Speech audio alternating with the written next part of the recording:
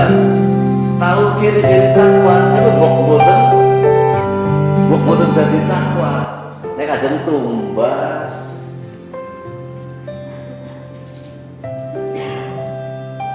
duren nek mboten ngertos ciri-ciri duren mungkin dhewe kluwih kan anu manut mawon pada bebunder iki ya.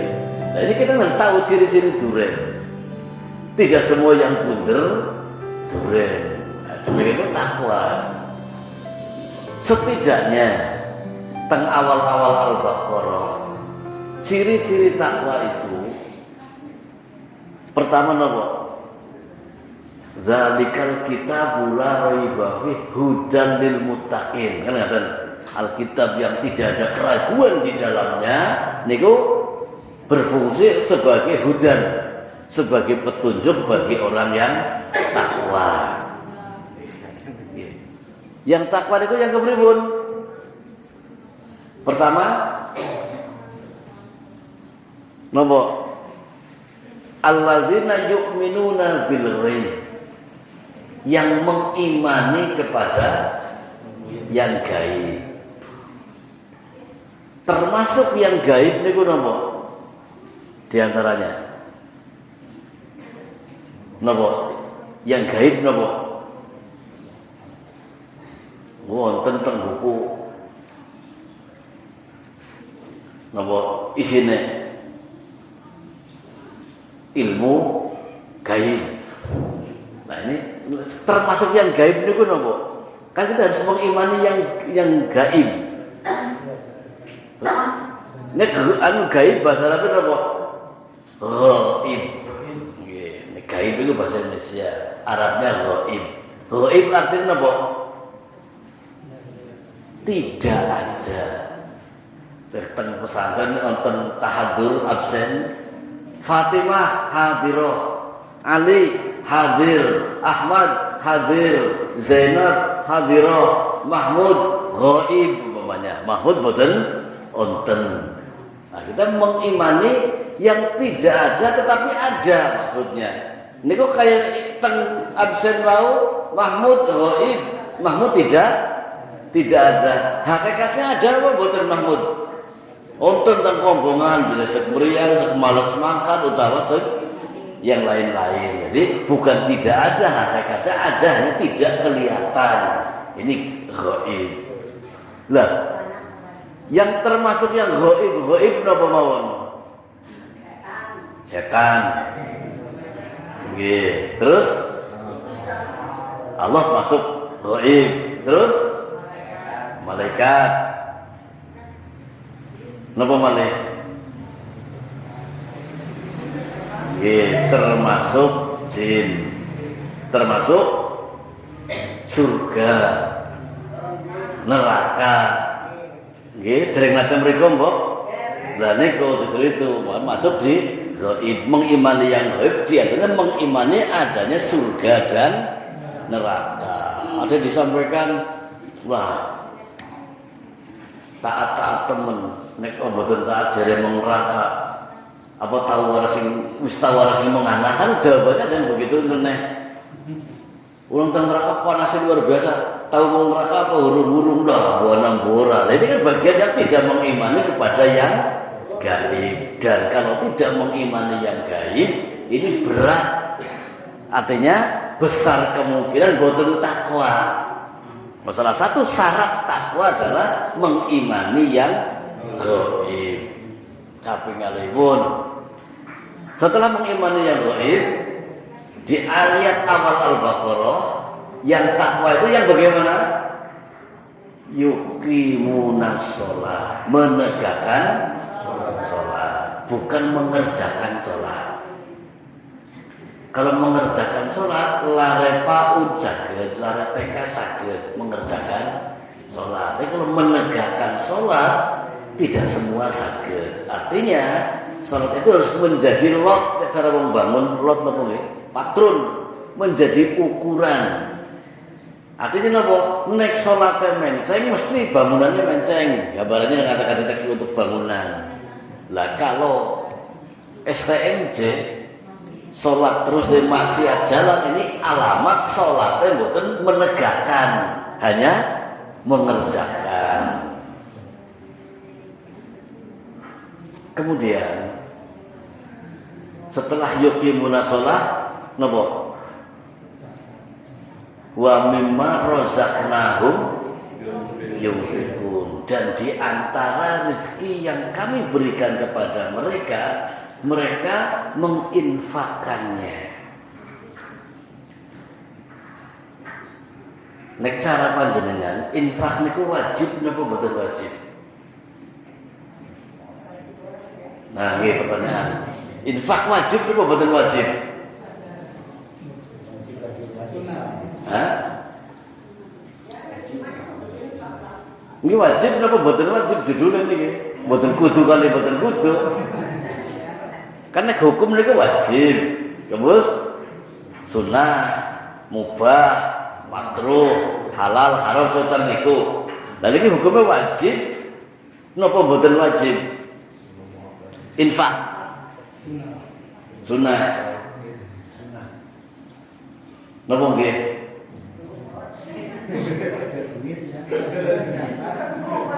Kalau wajib dikerjakan dosa. Justru itu. Berarti nek jenengan kadar sunnah iki mboten infak kan mboten takwa. Nah, untuk dalam rangka meraih takwa wajib infak. Hukumnya wajib. Loh, si wajib kan zakat, infak juga wajib bagi yang tidak mencapai 1 nisab. Jadi kalau yang tidak mencapai 1 nisab wajibnya apa? Wajib infak 2,5% dari penghasilan. Kalau bahasa ayatnya tadi wa mimma razaqnahum, dan di antara rezeki yang kami rezekikan kepada mereka, mereka menginfakkannya. Nek boten infak, boten bakal takwa. Jadi infak itu wajib bagi yang belum mencapai 1 nisab. Nek mun dugi nisab ganti nama zakat. Nembe tumun nek infak hukum wajib, nek boten pitados jenengan boleh mawon kitab Ibnu Katsir tafsir Al-Baqarah ayat 5, 4 dan 5. Terus maka kepanggih. Ternyata Al-Imam Ibnu Katsir pun menggarisbawahi tentang nafkah wajib fardu zakat. Hanya membedakan nama istilah saja. Nek infak niku wajib, nek zakat niku fardu. Jadi dua-duanya wajib. Nek boten ya yang pengen takwa apa sing sugih tok? Yang miskin tak pengen takwa boten? Ya kalau pengen takwa, syarat takwanya adalah mengimani yang gaib, menegakkan sholat, kemudian berinfak dari rezeki yang Allah Ta'ala rezekikan. Boten kata. Artinya apa? Ya kalau rezekinya sedikit, ya sedikit wajib infaknya. Hanya saja ini terjadi praktek yang mungkin dereng tepat. Contohnya ada peminta-minta nyuwun dikasih kan berinfak. Wonten kotak mider berinfak. Kotak sing matuh nggih berinfak. Atau ke yayasan mungkin berinfak dan yang lain-lain.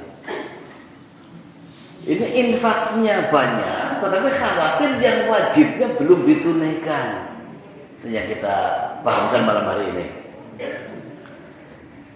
Berderma sudah, mengeluarkan rezeki sudah,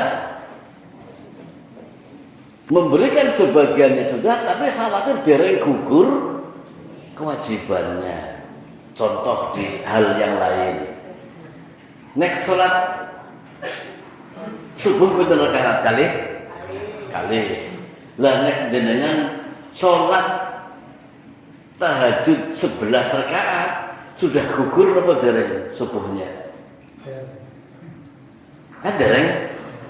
Jadi ukurannya bukan sudah melaksanakan banyak. Ini khawatirnya sudah banyak mengeluarkan, tapi jenengan dereng gugur kewajiban infaknya. Nek jenengan zakat diberikan ke ibu dan bapak. Ya fakir ya miskin ibu bapaknya umpamanya. Si A punya ibu bapak fakir, zakatnya diberikan ke ibu dan bapaknya sah mboten? Zakat diberikan ke orang tuanya si A berzakat kok diberikan ke ibu dan bapaknya sah mboten? Hah? Mboten sah kalau zakat ke garis lurus. Ini kita pahamkan. Nek zakat untuk berapa golongan? 8 apal. Saya tanyakan, jenengan nek infak pahamnya ke berapa golongan? Nah, ini nek zakat 8 asnaf, betul. Lah kalau infak kan wajib tadi menurut Ibnu Katsir dengan tafsir Al-Baqarah tadi. Infaknya ke berapa golongan? Artinya kalau sudah memberikan ke kotak amal ke orang pengemis umpamanya dan lain ini, khawatir belum menggugurkan. Sebab kotak amal itu bukan mustahik zakat, bukan mustahik infak pula. Gitu. Masa mustahik benda mati kotak amal? Coba perhatikan di ayat zakat. Mustahiknya adalah yang kita hafal fakir, miskin, amil, kemudian ghorim, sabilillah, nabi gangsal, mu'alaf, terus ibnu sabil, setengah balik, wafiriqob. Ngaten pemerdekakan budak. Onten betul kotak kita mereka zakat. Tidak ada 8 golongannya. Demikian pula infak yang wajib, dengan nek sing wajib niku tidak ada kotak infak yang menjadi mustahiknya. Lah kalau infaknya infak sunnah sing wajib pun ditunaikan, nek bab sunnah teng kotak amal saged ke siapapun saged, namanya tatawu, sedekah atau infak tatawuan. Sifatnya sunnahnya. Sampai di sini dulu. Kalau ada pertanyaan dulu, monggo kalau ada. Di tema atau di luar tema, saya persilakan beliau pertanyaan rumiyin. Dari nonton? Baik, kalau dari nonton saya yang bertanya.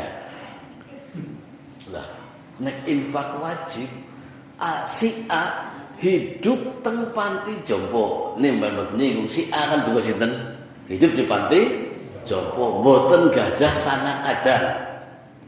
Saya ulangi, tidak punya saudara. Kemudian makan saja menjadi tanggungan pengurus panti. Wajib infak mboten? Halo? Sebabnya napa? Mboten golek? Berarti mboten takwa mangkene. Lah kan alahnya ke sana. Kan syarat takwa tadi iman kepada yang gaib, menegakkan sholat, berinfak dari sebagian rezeki yang Allah Ta'ala berikan. Si A yang di panti jompo itu gak ada rezeki, betul gitu.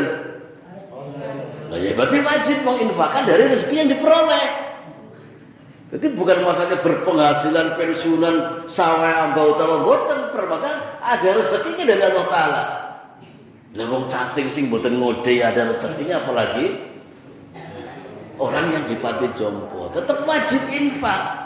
Umpama sekali makan 3.000 tidak melalui ping 3 pinten 9.000, ping sebulan 270.000, dibulatkan 300 lah dengan pernak-pernik yang lain nek dinilai berarti pinten 2,5%-nya punya kewajiban infak 7.000 gangsal 100. Jan serini budak mboten nyekel duit umpamanya. Pas akhir bulan arep ganti tanggal ganti bulan, nggih ditulis Januari 2022 minus infak 7.500. Duku tahunnya mesti bakal duit 7.500. Kan ngaten? Yang begini ini yang belum belum berjalan, belum berapa, bahkan sebagian boten yakin niku wajib. Niku sebagian boten jawab, ya nek boten infak yen boten bakal takwa. Nah, jadi hanya nek pun sugih, nanti namanya ganti zakat ada aturan mainnya. Peternakan, binatang, hasil tani atau ini penghasilan atau yang lain-lain, ini ada aturan mainnya. Kalau ada yang harus setiap haul 1 tahun sekali. Nek panen pantun niku setahun ping pinten? Oh, zakat ping pinten? Nah, karena apa? Karena Rasulullah memberikan arahan tentang zakat pertanian boten nunggu setahun sekali, tapi setiap panen boleh jadi 2 tahun boten zakat. Kenapa? Kenang merang terus. Nah, ini kan artinya begini, jadi ukurannya bukan tahun, tapi ukurannya panenan kalau mencapai nisab. Maka dengan demikian kami menyadarkan malam hari ini kepada siapapun wajib berzakat. Jadi mulai pengenjang harus tertib administrasi mencatat rezeki yang Allah Ta'ala berikan. Nek yang sugih itu biasanya sudah zakat kan? Karena sugih berarti sudah banyak keluar. Biasanya itu dia lupa mencatat rezeki yang kecil. Dia miliarder bertemu dengan teman bisnisnya, ditraktir sate rongkodi, minuman, soda susu, balik terus diwai brengkesan anu kepada yang memberi jazakumullah khairan, santri sih. Terus kepada Gusti Allah alhamdulillah. Tapi kalau itu tidak ditulis dan tidak diambil 2,5%-nya, itu kotor untuk dirinya. Meskipun sudah berzakat, itu kan rezeki tambahan. Itu rezeki apa sanes niku? Sate rongkodi, soda susu kali brengkesan. Nah, termasuk nek jenengan mertamu sugih wedang kopi kali mendoan direken. Kira-kira gula kopine pinten, mendoan yang jenengan dahar pinten, nanti digabungkan. Jadi yang diperoleh, itu rezeki judulnya, bukan penghasilan. Dari penghasilannya dia berinfak, bukan. Wa mimma razaqnahum, min itu diantara apa saja, maknya apa barang itu, nopo kemawon yang berupa rezeki dari Allah Ta'ala, yunfikuna mereka menginfaki. Ini jujur jenengan mertamu wonten ping 50 kalau zaman riyin demi hari ini kan wonten, berarti medangnya wonten ping sedoso, ini kan mboten mesti medangan. Wonten ping sedoso kok wonten medang tengene sing ditamoni. Nate nyatet mboten kemudian diinfaki. Satu poin. Iki mboten nganggo dalil sing dakik sing gampang rene mawon. Terus ini lagi. Jenengan nate gadah tangga gawe rambutan mboten? Nate gadah tanggane gadah wit rambutan, nate diparingi ora ketek sebindi utawa sebengket diinfaki mboten. Ini kan kita ini bermuasabah ceramah dari jenengan mboten ibu kawruh cuma. Nah, ini kita tambahkan kawruh saja poinnya. Itu latihan dicatat. Utawa jenengan tanggane dewe duren, mboten ukur ambune tok diwahi segeluntung. Alhamdulillah matur nuwun, nggih pun dengan manusia sudah berterima kasih dan Allah sudah alhamdulillah. Tapi Allah memberikan catatan nek pengen takwa niku kudu infak. Jadi aku durene enak legit, seger infaknya kesupen. Ini bagian yang harus kita perhatikan. Utawa jenengan dikirimi nggih nek niku sing isine itu kotakan takir kayak zaman ring. Nggih, takir isine nggih. Nggih. Niku dikirimi 2 bungkus umpamane. Segandung, jalan kangkung, tempe, kentang anu. Nate dereng. Nate. Nate diinfaki dereng niku nek. Rezeki napa sanes niku? Lah nek boten diinfaki ya jenengan. Padahal yang Anda peroleh itu pertanyaan Allah Ta'ala dari mana? Dikemanakan? Dari mana? Udah kan pewean umpamanya. Jadi tentang harta itu kita akan ditanya. Sekecil apapun, napa malih? Nasi padang sebungkus umpamanya. Lah setengah mawon kebaikan akan dinilai, setengah keburukan akan dinilai. Nek jenengan asal rambutan sebengket boten diinfaki kali tengah mbok gede rambutannya. Ini menyadarkan bersama, latihan mencatat. Kalau berharap diceramahi tiap Jumat, kan kadang khotibnya selalu jamaah mulia khotib berwasiat kepada diri sendiri juga berhadir sekali, marilah kita meningkatkan takwa kepada Allah Ta'ala. Ini kok tiap Jumat sedunia nih khotib mengingatkan agar meningkatkan takwa. Boten bakal ningkat takwane nek boten menginfaki yang Anda peroleh. Saksikan bejang yaumul qiyamah, boten bakal niku.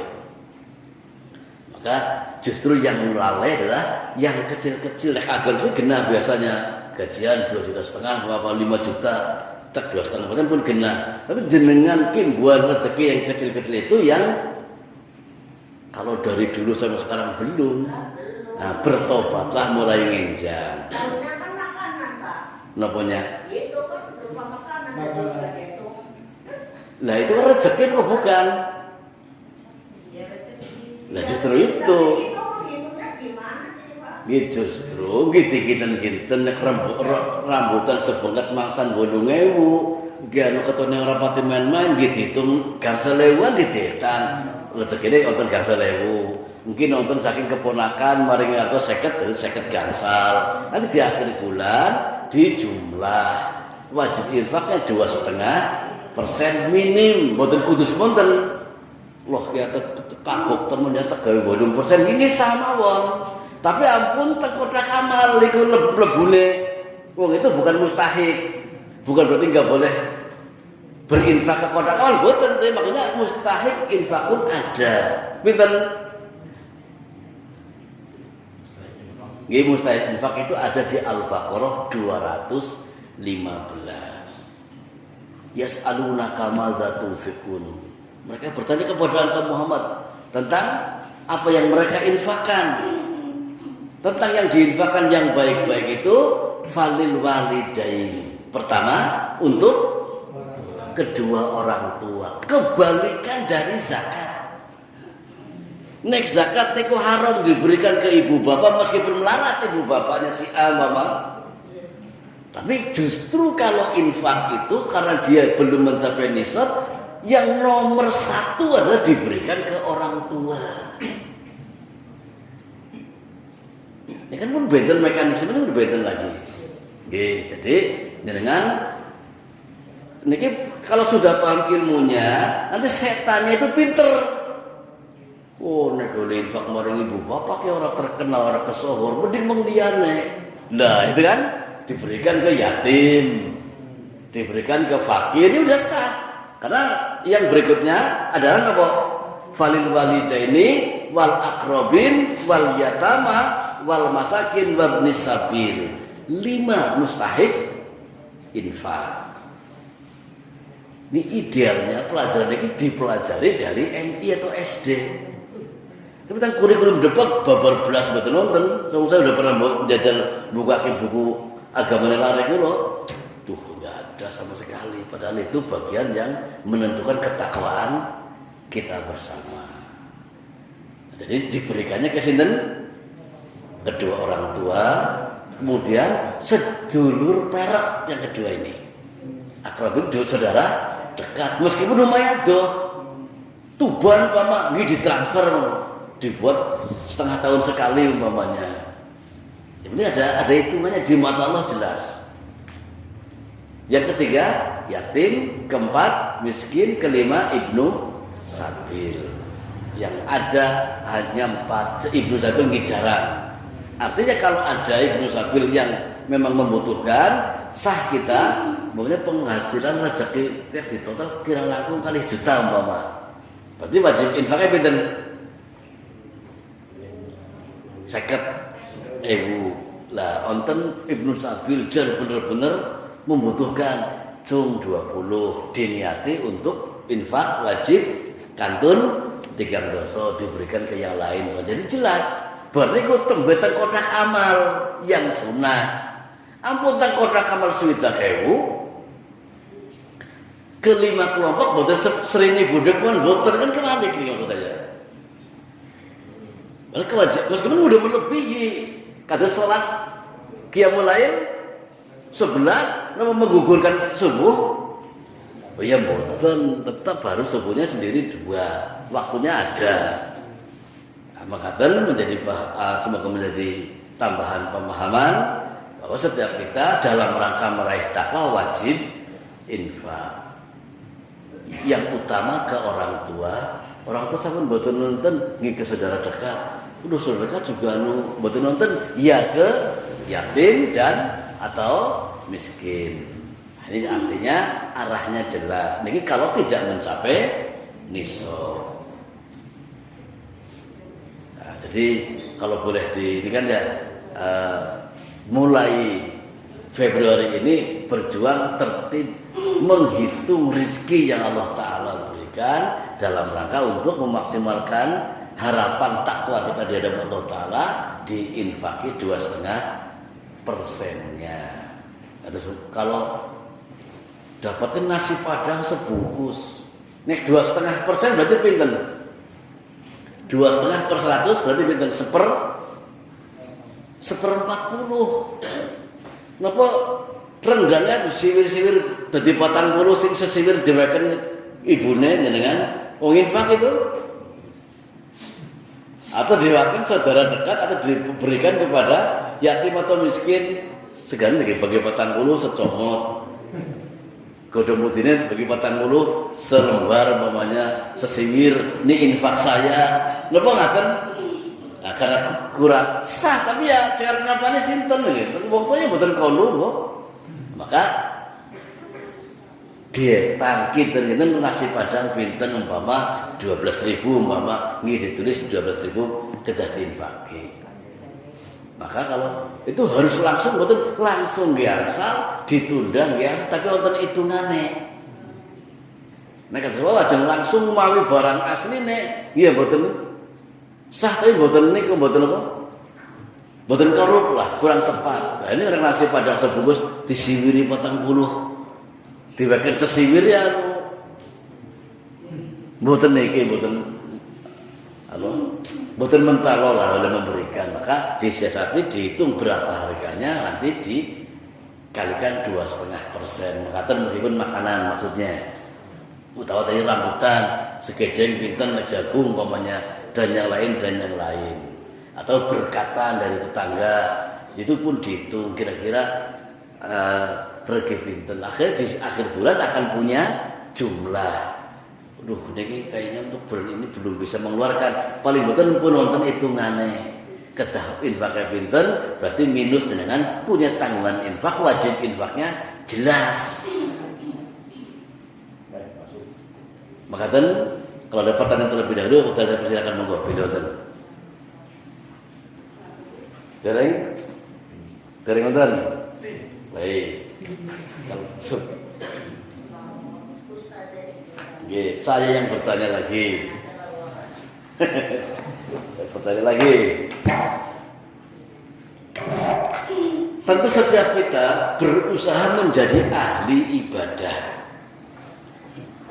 Hanya orang yang memiliki kebiasaan beribadah. Pertanyaan kami, ibadah sing paling munjul itu apa? Paling afdol bahasa santri ini. Ibadah yang paling afdol adalah sholat. Jelasin tadi. Lah waktu belum turun perintah sholat nggak ada ibadah yang paling afdol. Kan sholat turun perintah sholat kapan itu? Nggih kapan mulai Isra itu? Nabi. Nggih. Bulannya Rajab. Tahun ke berapa? Nggih. Jadi Kanjeng Nabi Isra lan Mi'raj itu dereng wonten hitungan tahun. Ada hitungan tahun itu di pemerintahan Umar bin Khattab. Disepakati dihitung tahun ke-1 adalah saat hijrah. Lah Kanjeng Nabi Isra dan Mi'raj itu dereng hijrah ke Madinah masalahnya. Adalah tahun kalau tahun keberapanya dereng wonten, tapi ada istilah Amul Huzn, tahun duka cita, di mana Khadijah meninggal dunia, kemudian Abu Thalib meninggal dunia. Di tahun itulah disebut tahun Huzn karena Rasul mengalami musibah-musibah. Jur Rasul dihibur oleh Allah Ta'ala, diisrokan dan dimi'rajkan. Isra niku napa? Jalanan malam. Lalek dengan mau Cigobang Majenang berjalan, temudi Mas badhe Isra.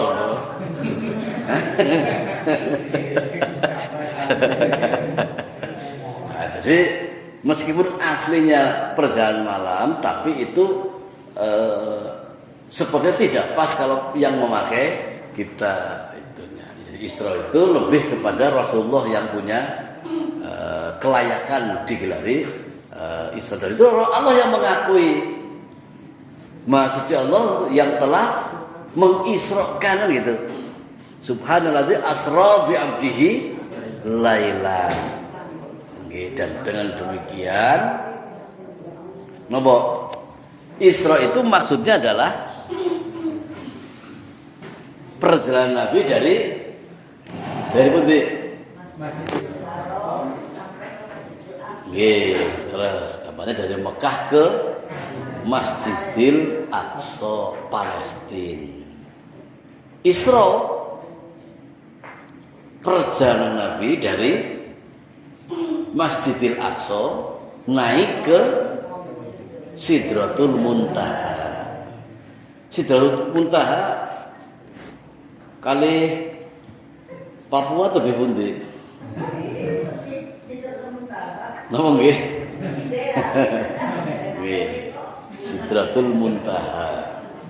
Muntaha niku bahasa terjemah sing mayar pol-polan. Sidr sing pol-polan.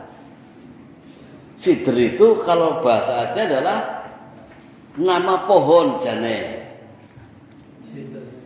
Nggih. Jadi ada pohon yang pol-polan teng dhuwur. Nggih, panungtungan. Wis wadai. Pol-polan ning pol. Nggih.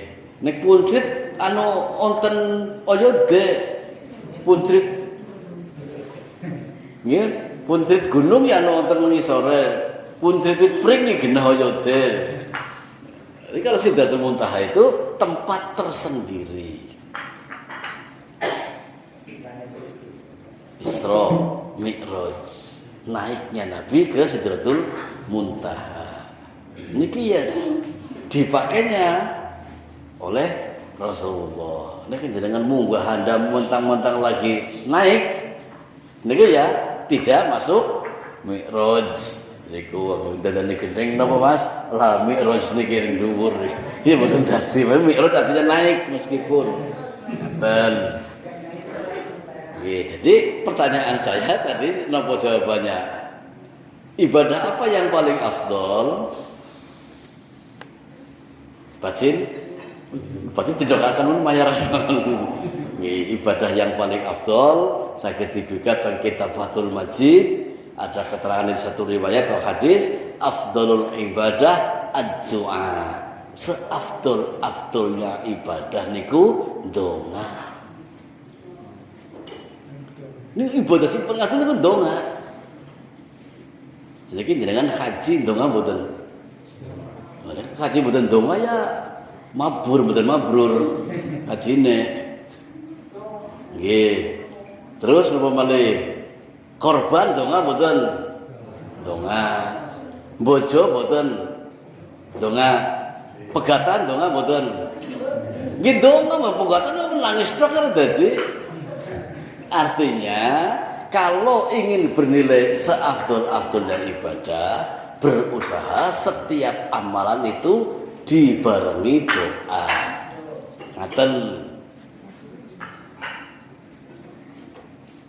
Jadi jawabannya ibadah yang paling afdol adalah doa.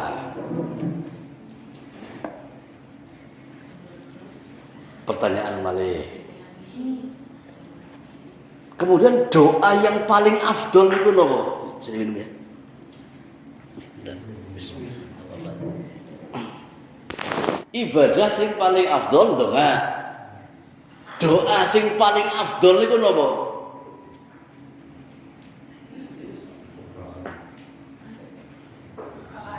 Ini kan donga terus-terusan kok seumur urip. Nggih, sekarang kita tanya, donga sing paling afdol itu donga nopo? Sabu jaga jare sinten? Ini kan kembali kan ada keterangannya niku. Nggih, turut. Doa yang paling utama adalah minta al-mu'afah. Napa? Al-mu'afah. Maknanipun terjemah mudahnya kesentosaan.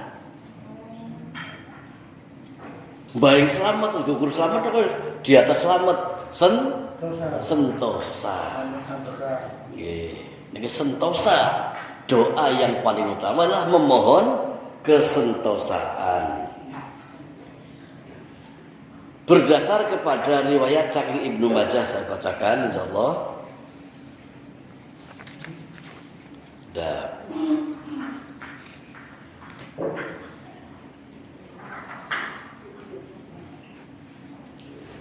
Ma min dakwatin yad'u bihal abdu.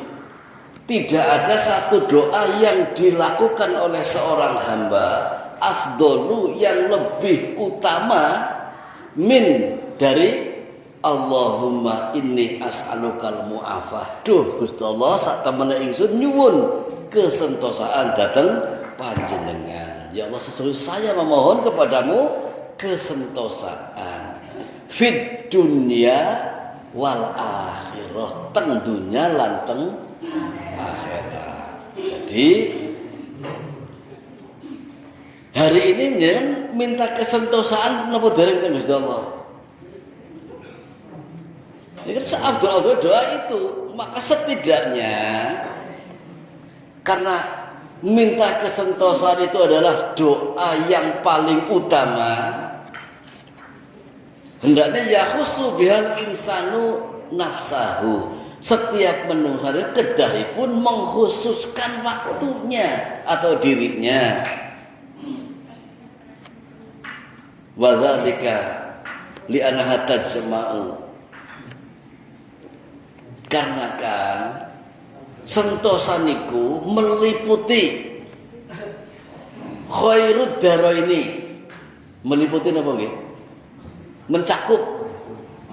Mencakup dua rumah atau dua negeri, dua alam, yakni nopo dunia lan akhirat. Apa yang mencakup?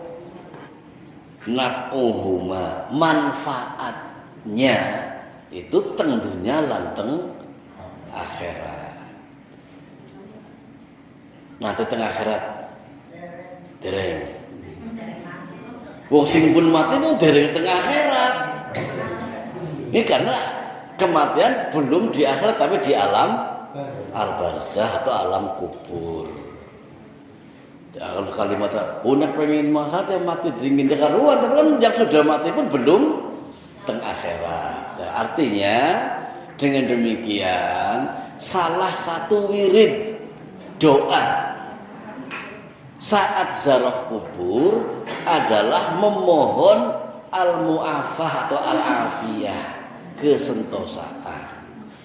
Pertanyaan saya, jenengan nate ziarah kubur napa dereng? Nate. Terbiasa ziarah kubur mboten? Hah? Nggih terbiasa ziarah kubur mboten? Terbiasa. Nggih. Kalau ditanyakan Doa saat ziarah kubur napa jenengan dongane? Nggih, wong afdol yang ibadah napa? Donga. Ziarah kubur pengen dibernilai ibadah, ya kudu donga. Nek boten donga tidak masuk di afdolnya ibadah. Napa mawon? Nah, maka harus sing kedah pinter donga sanes kiyaine tok. Setiap kita harus pandai berdoa, sebab doa inti ibadah. Perkara duwe keperyogian ngongkon ustaz atau kiai donga itu lain dulu nggak masalah, tapi diri kita harus pinter berdoa karena itu ibadah yang paling utama. Nek teng makam mereka mboten donga ya kok persis wong kuburan. Napa dongane mereka? Pun satu poin. Assalamualaikum ya ahli kubur wal muslimin wal muslimat.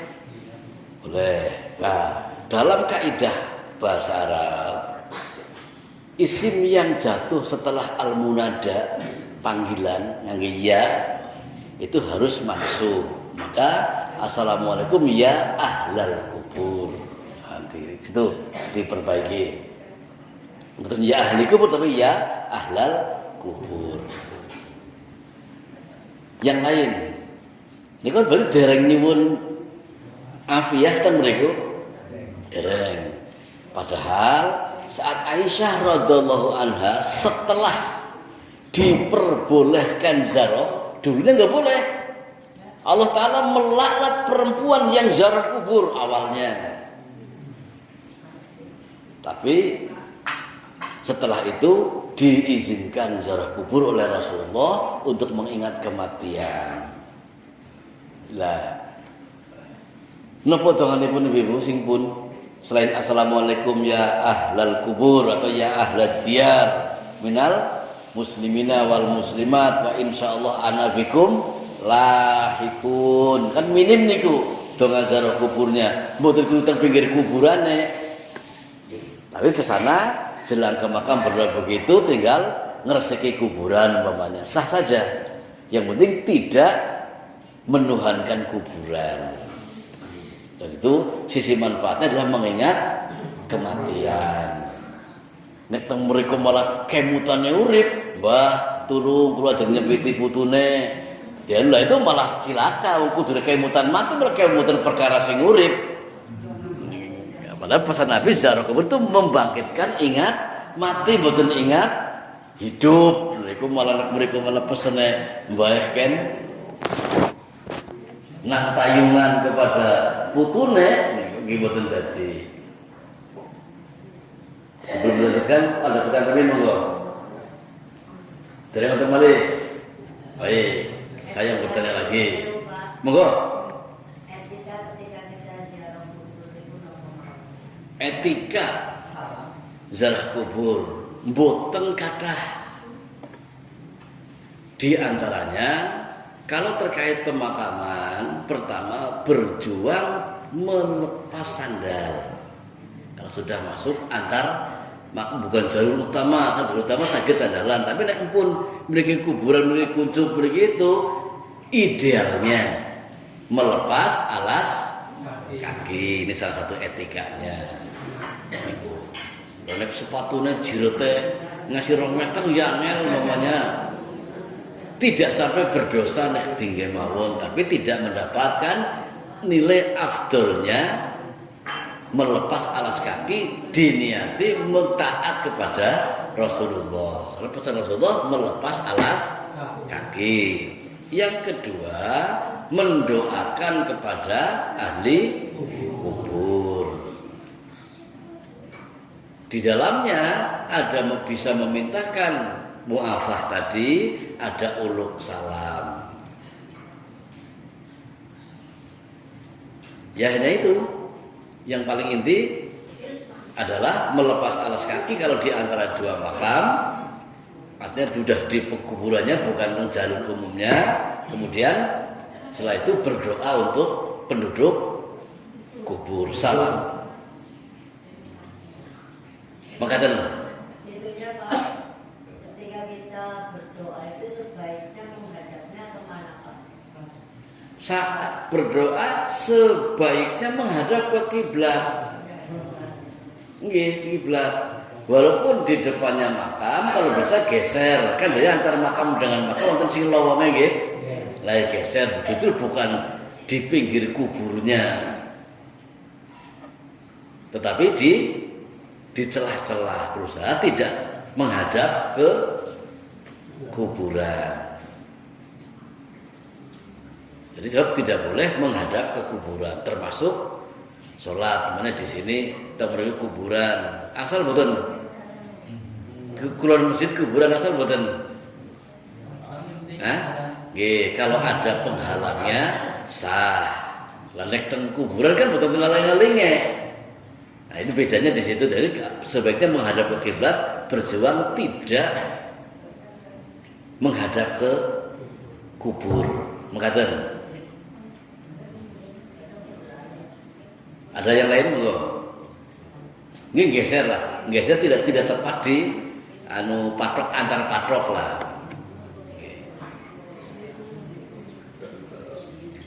Baik, kalau tidak ada pertanyaan, memperkuat keterangan bahwa seperti yang kita pahami bersama, menungsa sing paling medhit itu sinten? Orang tidak menjawab salam. Jadi abkhalun nas, orang yang paling bakhil adalah mambakhila bisalam, orang yang paling bakhil menjawab salam. Wa ajazun nas, niki kalau manusia yang paling lemah niku sing kados pundi? Manusia yang paling lemah adalah yang seperti apa? Yang membiarkan Manusia yang paling lemah itu bukan manusia yang mboten saged napa-napa ngletak umpamanya. Tapi yang paling lemah adalah man ajaza anid doa. Orang yang lemah tidak mampu berdoa. Jadi jebolan pondok, tapi dongane bebah. Lah, itu menjadi orang yang paling lemah. Unggul dina yen fitness seperti petutuk kalau awake kayak kinten. Nah, tapi nek mboten purun donga menjadi ajazuna, selemah-lemahnya manusia niku sing mboten sanggup donga, mboten purun donga maksudnya. Maka dengan demikian untuk malam hari ini kita catat ada 2 poin di bab berusaha memperbanyak gapalan doa. Yang kedua apa? Berusaha memenuhi wajibnya infak. Wah menurut saya mah betul wajib lah, sunahnya monggo. Kalau menurut jenengan, tapi menurut Imam Ibnu Katsir dengan keterangan dalilnya lengkap tentang mereka yang hidupnya 700 tahun yang lalu, yang hidup abad ke-7, beliau termasuk yang menyatakan wajibnya infak dan fardu zakat dalam rangka meraih takwa. Karena setiap kita kepengin takwa. Maka untuk malam hari ini cukup ya, jam 9:05. Napa jamnya kecepatan? Nggih cekap. Nggih ampun kedangun kan bukan itu mbok overdosis malah. Nggih. Nggih, kalau malih saya gue 3 menit. Nggih saya meeting ganjil ibu 3 menit. Baik, tambah sedikit 3 menit. Napa tambahnya? Doa yang terkait afiah tadi Rasul mengajarkan kepada Aisyah. Doanya apa? Setelah assalamualaikum ahlan diyar minal mu'minina wal muslimina insyaallah ana bikum lahikun yarhamullah al mustaqdimina minna wal mustakhirina minkum, ya. Terus apa lagi lanjutannya? Al mustaqdimina wal mustakhirina, antar sing boten ngangge mingkume. Terus selanjutnya as'alullaha lana walakumul afiyah. Kami memohon kepada Allah untuk kami yang masih hidup dan untuk kamu sekalian yang sudah meninggal. Apa yang dimohonkan? Kesentosaan. Jadi sentosa itu tidak hanya untuk orang yang masih hidup, yang sudah meninggalkan pun didoakan semoga sejahtera sentosa di alam barzahnya. Ini yang Rasulullah ajarkan kepada Aisyah radhiyallahu anha nalika badhe ziarah ke pemakaman Baqi. Tempuh di pemakaman Baqi. Nggih, lor kulon Masjid Nabawi. Nggih, lor kulon napa napa niku. Lor nggih dereng, kilen nggih sanes. Arahnya itu berarti barat laut. Nggih, barat laut nggih. Terus minta apa itu dibutuhkan untuk yang sudah meninggal sekalipun doanya demikian Rasulullah ajarkan agar malah doanya apa yang saya lakukan untuk mereka saat saya ziarah kepada Rasul di antaranya adalah as'alullaha lana walakumul afiyah. Kami memohon kepada Allah untuk kami yang masih hidup dan untuk kamu sekalian wahai penduduk kubur tentang al-afiyah. Sudah 3 menit. Oke, tambah balik apa? Jadi kalau pengen banyak bertanya malih. Niki jenengan sering nyuwun takziah. Sering. Dongane napa nek dengan takziah? Itu mendoakan yang mati itu lain judulnya. Nek yang pejah didoakan ada ketuntunannya Allahumma fir lahu warhamhu. Takziah itu bukan kepada yang mati, kepada yang hidup. Saya ulangi, takziah itu bukan kepada yang mati. Nah, kalau mensolati lah kepada yang mati, jangan kepada yang hidup. Nah, nek takziah itu kepada yang hidup. Nah, apa dan bagaimananya waktunya habis. Doanya apa? Nggih, selama ini kalau bertanya oleh doakan kepada sahibul musibah. Lah kan kopak-kopak kapun takziah. Ini Imam Ali punya pesan, la khaira fi ibadatin la fikha fiha. Tidak ada baiknya ibadah nek mboten wonten ngilmune.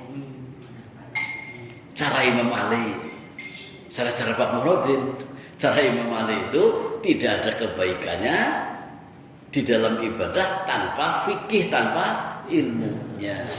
Ya, jenengan takziah cara Imam Ali tidak bernilai baik nek mboten donga maksudnya. Kembali kepada afdhalul ibadah juga ad-doa. Jadi di semua keadaan dibarengi dengan doa. Nah, meskipun belum dituliskan atau belum ini kan pesannya kepada yang meninggal. Kalau dalam riwayat Imam Muslim adalah inna lillah. Ini ucapan kita kepada sahibul musibah, inna lillahi. Tapi na-nya cindak. Kalau yang inna lillahi tarji itu inna lillahi wa inna itu ilaihi raji'un. Tapi kalau ungkapan kita kepada sahibul musibah itu inna lillah. Ini harfu taukid, cindak. Sesungguhnya kita itu kepunyaan Allah. Nggih? Inna lillahi, sesungguhnya kita kepunyaan Allah atau sesungguhnya kepunyaan Allah.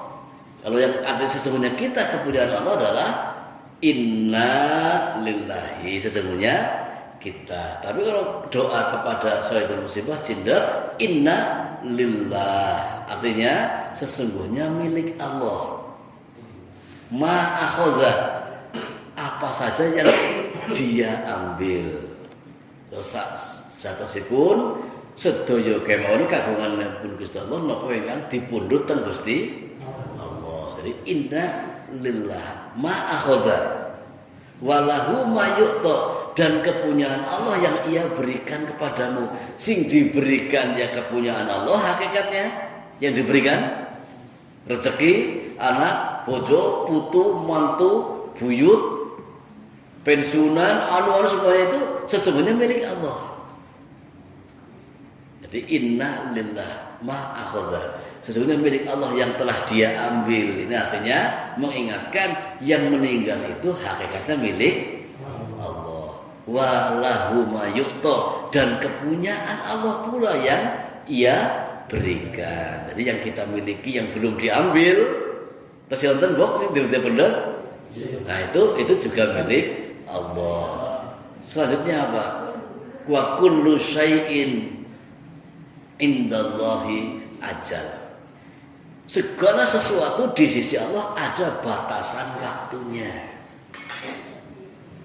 Fal tasbir, maka oleh sebab itu bersabarlah panjenengan, wal tahtasib, dan bermuhasabahlah panjenengan. Rawahu Muslim.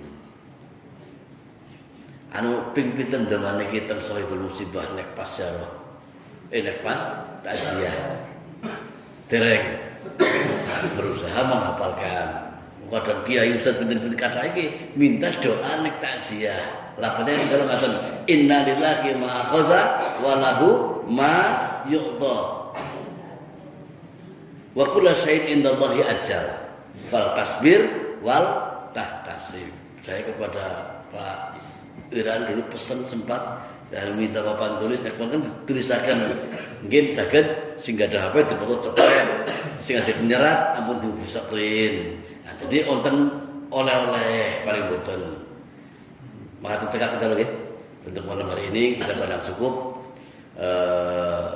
Semoga Allah Ta'ala memaafkan majelis kita. Semoga Allah Ta'ala memberikan kekuatan, kemampuan, dan kepandaian kepada kita semua sehingga kita bisa menjalankan syariatnya. Semoga Allah Ta'ala memberikan taufik, hidayah, dan ma'unah kepada kita semua sehingga kita bisa menjalankan ketaatan kepada Allah Ta'ala.